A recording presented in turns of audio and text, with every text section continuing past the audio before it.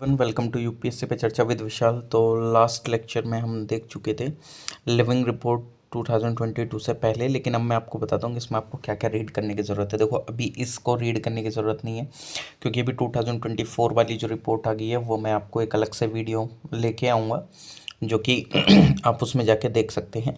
इसमें मैं काफ़ी सारी रिपोर्ट लिखाऊंगा उस वीडियो के अंदर। मैं सिर्फ लिविंग प्लैनेट रिपोर्ट ही नहीं, इसके अलावा भी जितनी भी ISFR वगैरह ये सारी चीज़ें तो वो हम उसमें पढ़ लेंगे क्योंकि इसको अभी पढ़ने का कोई इतना ज़्यादा सेंस है नहीं। ओके। और बाकी state of the world report के अनुसार एक क्वेश्चन पूछा गया था यूपीएससी में, तो आप ये देख सकते हैं कि ये जो पब्लिश करी जा सकती है IUCN के द्वारा करी जाती है और ये पार्ट है रेड लिस्ट का।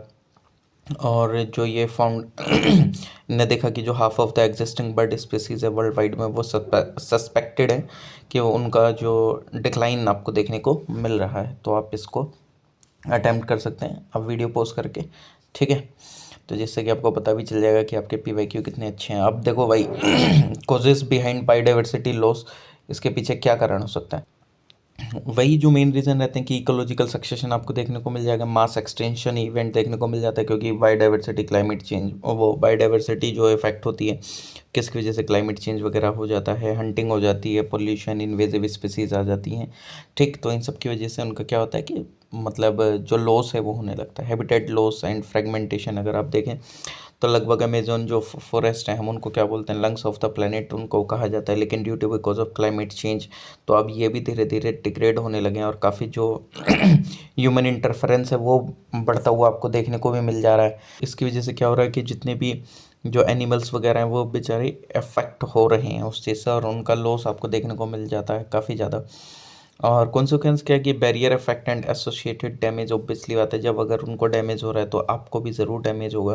क्यों? क्योंकि जो एक अच्छे मतलब जो आपको पेड़ पौधे अच्छे से ऑक्सीजन वगैरह ये सारी चीज़ें प्रोवाइड करते हैं या जो एक फूड चेन बनी हुई है वो पूरी डिस्टर्ब हो जाती है। अब तो इसका मतलब ये तो है नहीं कि अगर आप उन लोगों को इम्पेक्ट कर रहे हैं तो आपको उससे कुछ भी इम्पेक्ट नहीं पड़ेगा, ऐसा कुछ भी नहीं है। इम्पैक्ट आपको भी देखने को उसका पूरा मिलता है, ठीक। आप हाईवेज़ बना रहे हैं, हाईवेज़ की वजह से आप नेशनल पार्क वगैरह के अंदर से निकाल रहे हैं, आप कॉरिडोर बना रहे हैं, ठीक। पूरा एकदम अच्छे तरीके से उनको क्या कर रहा है, अफेक्ट कर रहे हैं।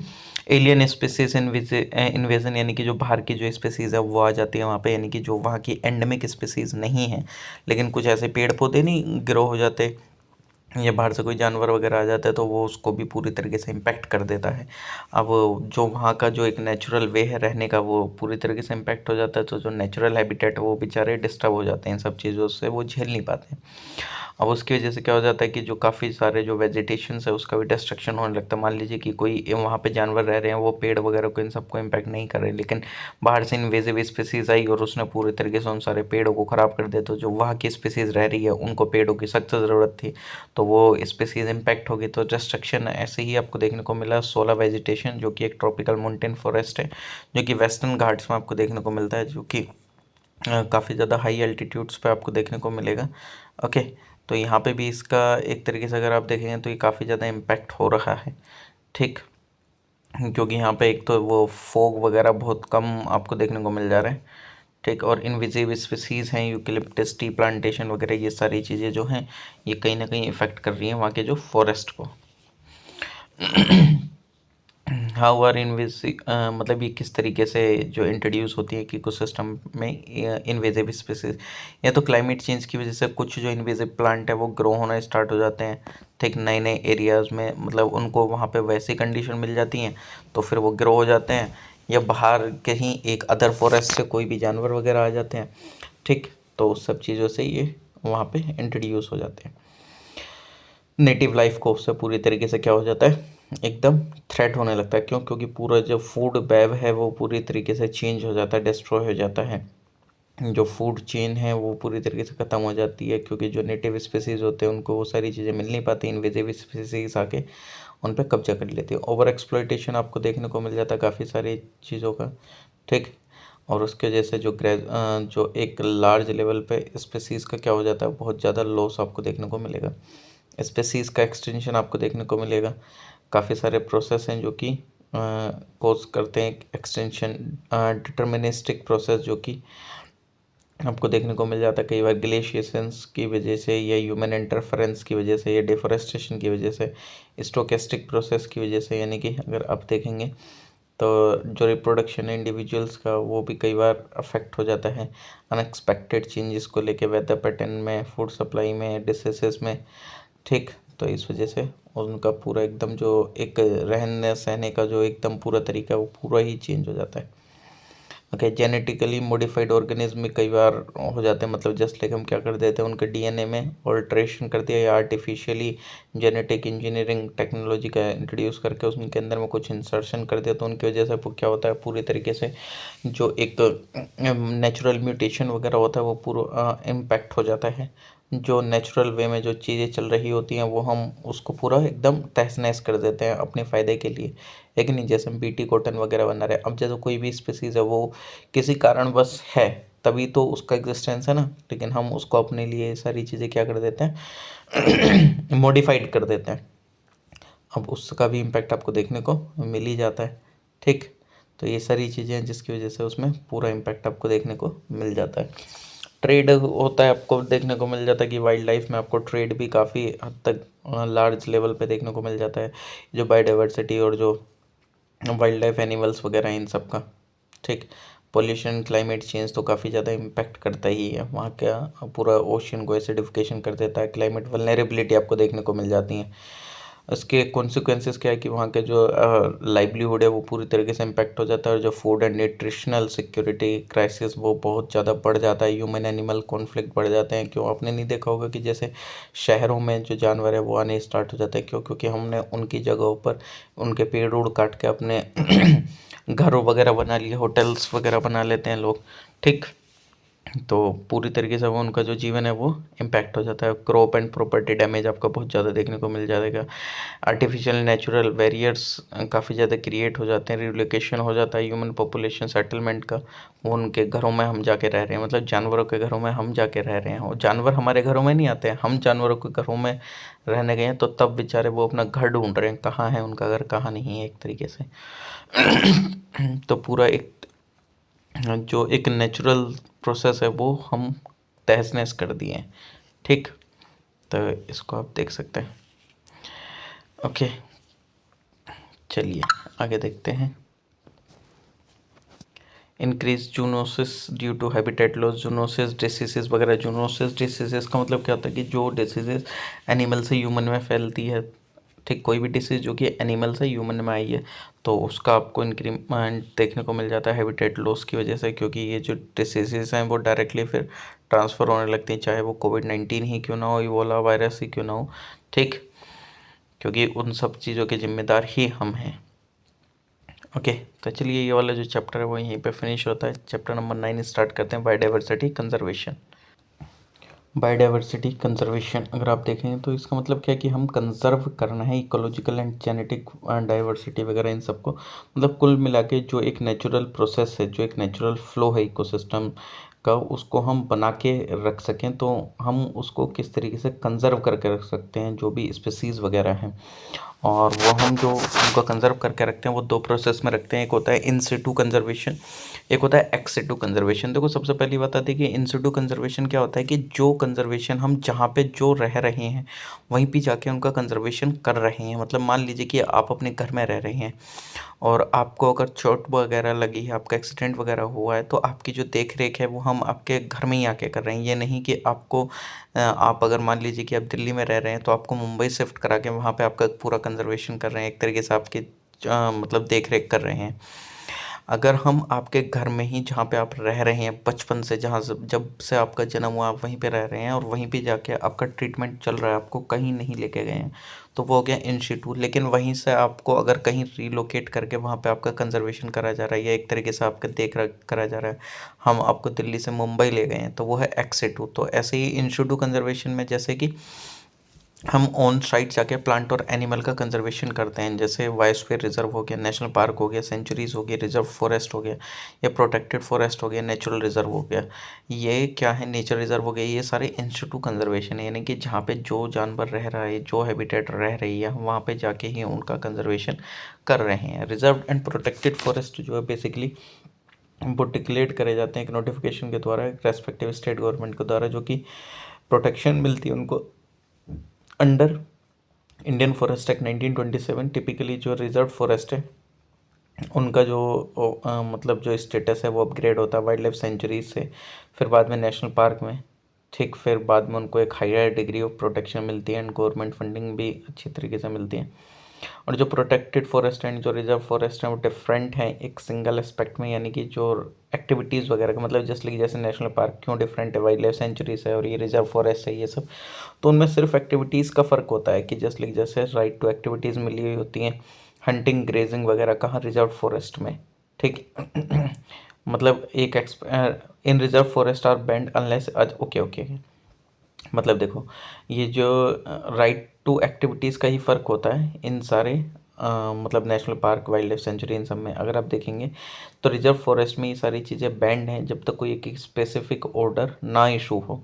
जितनी भी एक्टिविटीज़ होती हैं वो प्रोहिबिटेड होती हैं जब तक परमिशन ना मिली हो। प्रोटेक्टेड फॉरेस्ट में जो ये राइट्स हैं वो कई बार दे दिए जाते हैं कम्युनिटीज़ को जो कि उनके आसपास में रहती हैं, ठीक, उस फॉरेस्ट वगैरह के, जिनका जो लाइवलीहुड है वो इन फॉरेस्ट रिसोर्सेज से चलता है, प्रोडक्ट्स से चलता है फॉरेस्ट के। मतलब मान लीजिए कि ट्राइबल एरियाज़ में रहने वाले लोग जो कि इन फॉरेस्ट पे ही डिपेंडेंट रहते हैं खाने पीने के लिए, तो उनको कुछ चीज़ें अलाउड हो जाती हैं। ठीक, इन टर्म्स ऑफ प्रोटेक्शन में अगर आप देखें तो नेशनल पार्क को सबसे ज़्यादा प्रोटेक्शन, फिर वाइल्ड लाइफ सेंचुरी, फिर रिजर्व फॉरेस्ट, फिर प्रोटेक्टेड फॉरेस्ट। ठीक, तो ये ध्यान रख लेना। तो प्रोटेक्टेड फॉरेस्ट में एक्टिविटीज़ अलाउड होती हैं। वाइल्ड लाइफ सेंचुरी और वाइल्ड लाइफ रेफ्यूजीज़, तो वाइल्ड लाइफ सेंचुरीज़ और वाइल्ड लाइफ रेफ्यूजीज़ जो कि एक वो एरिया जहाँ पे जो एंडेंजर्ड स्पीसीज़ है उनको सेफगार्ड करा जाता है उनके एक्सटेंशन से नेचुरल हैबिटेट में, और इनको सेव करा जाता है किससे, हंटिंग से, प्रिडेशन से, कंपटीशन से।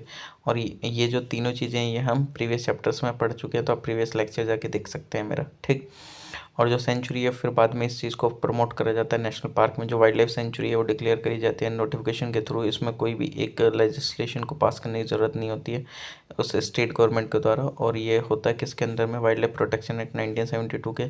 जो स्टेट गवर्नमेंट है वो अपॉइंट करते हैं एक ऑफिसर को एज अ कलेक्टर, जो कि डिटरमाइन करता है एक्सटेंट राइट्स किसके, पर्सन के, और ये जो चीफ वाइल्ड लाइफ वार्डन होता है वो कंट्रोल करता है, मैनेज करता है, मेंटेन करता है वाइल्ड लाइफ सेंचुरीज़ को। कुछ जो राइट्स आते हैं पीपल के जो कि रह रहे हैं सेंचुरीज़ के अंदर, उनको परमिट कर दिया जाता है, जैसे ग्रेजिंग वगैरह के लिए, फायरवुड कलेक्शन वगैरह के लिए। ठीक, बट ये ट्राइबल्स के लिए अलाउड है बट स्ट्रिक्टली रेगुलेटेड है, ये सेटलमेंट जो है कि वो अलाउड नहीं है कुछ वाइल्ड लाइफ सेंचुरीज़ को छोड़ के। वो डिपेंड करता रहता है कि हाँ भाई वो ट्राइबल एरियाज़ जो कि इस पर पूरी तरीके से डिपेंडेंट है कि नहीं है एक तरीके से। ठीक, जो प्रोटेक्शन स्टेटस है टाइगर रिजर्व को वो सेम है वाइल्ड लाइफ सेंचुरीज, बट ये मॉनिटर करे जाते हैं नेशनल टाइगर कंजर्वेशन अथॉरिटी के द्वारा, जो कि कॉन्स्टिट्यूटेड है वाइल्ड लाइफ प्रोटेक्शन एक्ट 1972 में। ये रेस्पॉन्सिबल इंप्लीमेंट करने के लिए प्रोजेक्ट टाइगर और काफ़ी सारे जो टाइगर रिजर्व है वो क्रिएट हुए हैं कंट्री में on the core buffer strategy. National park अगर आप देखेंगे तो ये भी वाइल्ड लाइफ सेंचुरी की तरह ही है, और ये भी स्टेट गवर्नमेंट के द्वारा करे जाते हैं नोटिफाई, और ये इनको ग्रांट है protection under wild life protection act 1972। और ये जो सिग्निफिकेंट डिफरेंस है सेंचुरी एंड नेशनल पार्क में वो राइट्स को लेके पीपल के जो कि उसके अंदर में रह रहे हैं। जैसे कि सेंचुरी के अंदर में कुछ राइट्स अलाउड होते हैं लेकिन नेशनल पार्क में कोई भी राइट्स नहीं परमिट है, कोई भी लाइव स्टॉक ग्रेजिंग वगैरह जो ऑल्सो भी परमिटेड इनसाइड है नेशनल पार्क, लेकिन जो सेंचुरी में जो चीफ वाइल्ड लाइफ वार्डन है वो रेगुलेट करता है, कंट्रोल करता है, प्रोहिबिट कर सकता है इस चीज़ को। ओके, और जो बाउंड्रीज हैं वाइल्ड लाइफ सेंचुरीज़ की वो स्पेसिफाइड नहीं है, वाइल क्लियरली डिफाइंड होती हैं। अगर नेशनल पार्क में देखा जाए तो नेशनल पार्क कहाँ से कहाँ तक रहेगा स्टेट गवर्नमेंट के द्वारा ये डिफाइन करा जाता है, और जो स्टेट गवर्नमेंट है उसके पास सारे राइट्स एंड लैंड को लेकर कौन क्या क्या इंक्लूड करना है नेशनल पार्क में, बट किसकी रिकमेंडेशन पे, national board of wild life की, जो कि स्टेट लेजिस्लेचर की होगी, वो कैन मेक वो चेंजेस कर सकती है बाउंड्रीज में नेशनल पार्क की प्रोटेक्टेड एरियाज़ में, सेंचुरीज कंजर्वेशन कम्युनिटी रिजर्व में। और जो सुप्रीम कोर्ट है जून 2022 में ने डायरेक्ट करा कि जो माइनिंग है with in the national park and wild life sanctuaries वो परमिटेड नहीं है। बायोस्फीयर रिजर्व एक लार्ज एरिया होता है protected terrestrial marine and coastal ecosystem का। यूनेस्को जो टर्म है बायोस्फीयर रिजर्व वो एक क्या है कि एक लर्निंग प्लेस है सस्टेनेबल डेवलपमेंट के लिए, जो कि इन्वॉल्व करते हैं conservation wild life, plant and animal का, रिसोर्सेज का, जो ट्रेडिशनल लाइफ है ट्राइबल की जो बायोस्फीयर रिजर्व है इंडिया में, वो एक या एक से ज़्यादा नेशनल पार्क या वाइल्ड लाइफ सेंचुरीज आपको देखने को मिल जाएंगे। बायोस्फीयर रिजर्व डेजिग्नेट करे जाते हैं अंडर यूनेस्को इंटर गवर्नमेंटल, जो ये man and biosphere reserve programme चलता है।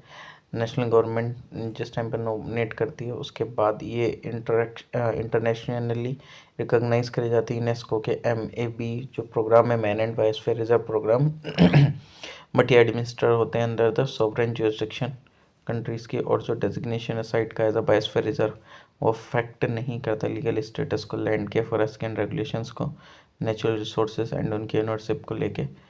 ठीक, जो Indian national man and biosphere reserve committee है अंडर MOEF वो आइडेंटिफाई करता है, रिकमेंड करता है पोटेंशियल साइट्स को for designation as biosphere reserve, जो कि फॉलो करते हैं यूनेस्को की गाइडलाइन क्राइटेरिया, और जो स्टेट गवर्नमेंट है वो प्रिपेयर करता है मैनेजमेंट एक्शन प्लान, जो कि अप्रूव एंड मॉनिटर करा जाता है मैफ के द्वारा। और जो गवर्नमेंट है इंडिया की वो प्रोवाइड करते हैं फाइनेंशियल असिस्टेंस 90 और 10 के रेशियो में नॉर्थ ईस्टर्न स्टेट को एंड 3 हिमालयन स्टेट को, एंड 60-40 के रेशियो में बाकी अदर स्टेट्स को, नॉर्थ ईस्ट को छोड़ के। यूनेस्को का क्राइटेरिया क्या डेजिग्नेशन के लिए, जो साइट है वो कंटेन करता है effectively protected and minimally disturbed core area को, और जो कोर एरिया है वो सस्टेन करता है वाइबल पॉपुलेशन जो कि रिप्रेजेंट करती है ऑल ट्रॉपिक लेवल्स इकोसिस्टम में। जो मैनेजमेंट अथॉरिटी है वो इंश्योर करती है कोऑपरेशन लोकल ट्राइबल कम्युनिटीज़ का। सेविल स्ट्रेटजी 1995 में आफ्टर इंटरनेशनल कॉन्फ्रेंस जो कि सेविल स्पेन, सेविली स्ट्रेटजी जिसको बोलते हैं बायोस्फीयर रिजर्व के रिगार्डिंग हुई थी। इस स्ट्रेटजी के अंदर जो क्राइटेरिया था बायोस्फीयर रिजर्व को रिवाइज करा गया था इंक्लूड करने के लिए social, cultural, spiritual and economic needs को सोसाइटी की। ठीक, ये कम्युनिटी बेस्ड अप्रोच थी जो कि एनहेंस करते relationship between people and their environment along side scientific research. Core buffer strategy अगर आप देखा जाए तो बीच वाला जो वो एक कोर एरिया, उसके बाद बफर जोन आता है, फिर आता है ट्रांजिशन जोन। किस किस में क्या क्या अलाउड है वो आपको बता देते हैं। कोर एरिया में जो कि मॉनिटरिंग अलाउड होती है, बफर जोन के अंदर में रिसर्च, एजुकेशन और टूरिज्म, रिक्रिएशन, और ट्रांजिशन जोन में आपका research, education, monitoring, tourism, recreation, settlement सब अलाउ होता है। कोर एरिया जो है ये एक कंप्राइज करता है कि स्ट्रिक्टली प्रोटेक्टेड इकोसिस्टम है जो कि कंजर्विंग से रिलेटेड इकोसिस्टम के स्पीसीज एंड जेनेटिक वेरिएशन के। ठीक, और ह्यूमन एक्टिविटी अलाउड नहीं होती। और जो कोर जोन है प्राइमरली वो एक नेशनल पार्क है या सेंचुरी है जो कि रेगुलेट होता है mainly under wild life protection act 1972। Buffer zone जो कि लिमिटेड ह्यूमन एक्टिविटी परमिटेड है, ये जो जोन है यूज होता है scientific research, monitoring, training, limited recreation and education के लिए। ट्रांजिशन जो एरिया जो है वो इकोलॉजिकली सस्टेनेबल है, human settlement and economic activities जो कि टूरिज्म, एग्रीकल्चर, फॉरेस्ट जो कि परमिटेड होती हैं ट्रांजिशन एरिया में। 2014 का ये क्वेश्चन है, आप इसको वीडियो को पॉज करके इस क्वेश्चन को टैकल आउट कर सकते हैं, मतलब आंसर कमेंट सेक्शन में कमेंट कर सकते हैं। बाकी तो इसमें आपने आंसर देख ही लिया होगा।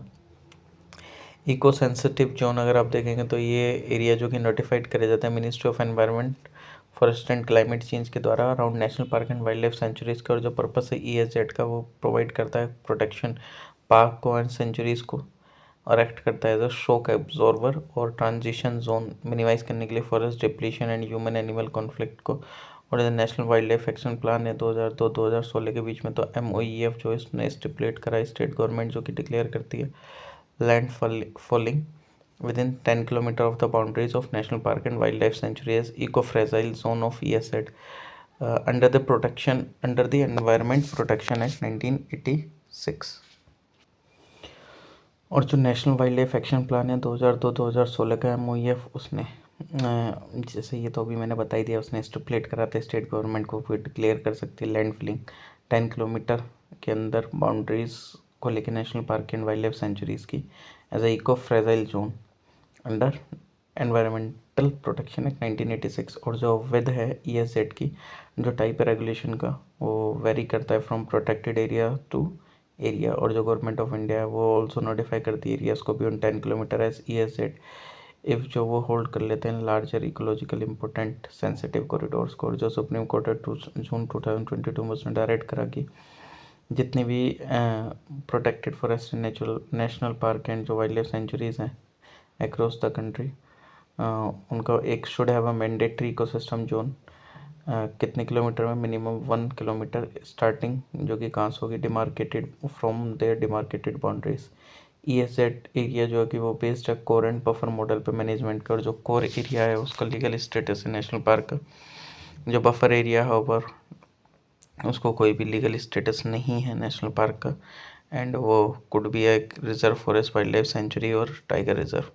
Recently Bhagirathi eco sensitive zone जो कि फ्रॉम गौमुख टू उत्तरकाशी जो कि नोटिफाइड हुआ MOEF के थ्रू, लीगल स्टेटस जो एनवायरनमेंट प्रोटेक्शन एक्ट 1986 जो कि मेंशन नहीं करता है वर्ड इको सेंसिटिव जोन, और जो एक्ट है ये ओनली स्टेट करता है कि जो गवर्नमेंट ऑफ इंडिया है वो रेस्ट्रिक्ट करता है एरियाज़ को जिसमें जो कोई भी इंडस्ट्रीज ऑपरेशन और जो प्रोसेस सेल और सेल नोट भी है carried out subject to certain safeguard. और beside the environment rule 1986 also stated कि जो गवर्नमेंट ऑफ इंडिया वो प्रोवाइड कर सकता है, रेस्ट्रिक्ट कर सकता है लोकेशन को इंडस्ट्रीज को, और जो गवर्नमेंट है वो इफेक्टिवली यूज़ करती है इन रूल्स को डिक्लेयर करने के लिए ESZ और EFAs एक्टिविटीज़ जो कि प्रोहिबिटेड हैं, रेस्ट्रिक्टेड हैं और जो कि अलाउड हैं। ESZ में प्रोहिबिटेड क्या, कॉमर्शियल माइनिंग और जो सेटिंग है किसकी, शो मिल्स की एंड इंडस्ट्रीज़ जो कि कॉज करते हैं पोल्यूशन, और जो कमर्शियल यूज़ होता है फायरवुड का एंड जो मेजर हाइड्रो पावर प्रोजेक्ट होते हैं वो प्रोहिबिटेड हैं ESZ एरियाज़ में। ये बैन करता है टूरिज्म एक्टिविटीज़ को जैसे कि flying over protected areas in an aircraft और हॉट एयर बैलून, जो डिस्चार्ज होता है फ्लुएंट्स का एंड सॉलिड वेस्ट का वाटर बॉडीज़ और टेरेस्ट्रियल एरियाज में। रेगुलेटेड क्या है, जो ट्रीज जो फेल हो जाते हैं, ड्रास्टिक चेंज देखने को मिलता है एग्रीकल्चर सिस्टम एंड जो कमर्शियल यूज़ देखने को मिलता है नेचुरल वाटर में, रिसोर्सेज के including ground water and setting up hospitals and resort जो कि एक्टिविटीज़ है वो रेगुलेटेड एरियाज़ में। परमिटेड क्या, on going agriculture horticulture practices local communities के द्वारा, rain water harvesting, organic farming adoption जो ग्रीन टेक्नोलॉजी का एंड जो यूज़ है रिन्यूएबल्स का। कंजर्वेशन रिजर्व जो स्टेट गवर्नमेंट है वो डिक्लेयर कर सकता है कंजर्वेशन रिजर्व किसी भी एरिया में जो कि ओन करा जाता है उसके द्वारा, पर्टिकुलरली जो कि एडजेसेंट है नेशनल पार्क एंड सेंचुरीज़ के, एंड डेट लिंक मतलब या किसी भी एक प्रोटेक्टेड एरिया से उसका लिंक है। और ये जो डिक्लेरेशन है वो होती है after consultation with the local communities. और जो कम्युनिटी रिजर्व है जो स्टेट गवर्नमेंट वो डिक्लेयर करता है कम्युनिटी रिजर्व किसी भी पार्ट और कम्युनिटी लैंड को जहाँ पे जो इंडिविजुअल और जो कम्युनिटी है वो वॉलंटियर करता है और जो कंजर्व करता है वाइल्ड लाइफ को एंड उसके हैबिटेट को। ये जो लैंड है वो कंप्राइज नहीं करते हैं, should not be comprised within a national park sanctuary और कंजर्वेशन रिजर्व। और जो राइट्स है पीपल को living inside a conservation reserve and community reserve वो अफेक्ट नहीं होते हैं। प्रोटेक्टेड एरिया जो कि defined wildlife protection act 1972 में, प्रोटेक्टेड एरिया जो कि इंक्लूड करते हैं national park sanctuaries conservation reserve and community reserve. Sacred groups यानी कि जो कि थोड़े पवित्र नहीं माने जाते, जो कि ये पवित्र फॉरेस्ट होते हैं जो कि प्रिजर्व करे जाते हैं एंशिएंट सोसाइटीज़ के द्वारा, रिलीजियंस के द्वारा एंड कल्चरल ग्राउंड्स के द्वारा। और जितने भी ट्रीज एंड वाइल्ड लाइफ है विद इन वर वेंचर्ड और जो कि प्रोटेक्ट करे जाते हैं कम्युनिटीज़ के द्वारा। और ये जो सेग्रेड ग्रुप्स हैं वो मिलते हैं आपको खासी एंड जनता हिल्स में मेघालय में, अरावली हिल्स में राजस्थान के, वेस्टर्न घाट्स में कर्नाटका के, महाराष्ट्र में चंदा एंड बस्तर एरिया में छत्तीसगढ़ के। तो आज के लिए इतना ही करते हैं, बाकी नेक्स्ट वीडियो में देखते हैं एक्स टू कंजर्वेशन से आगे। Bye everyone, take care, thank you, please like share comment and subscribe.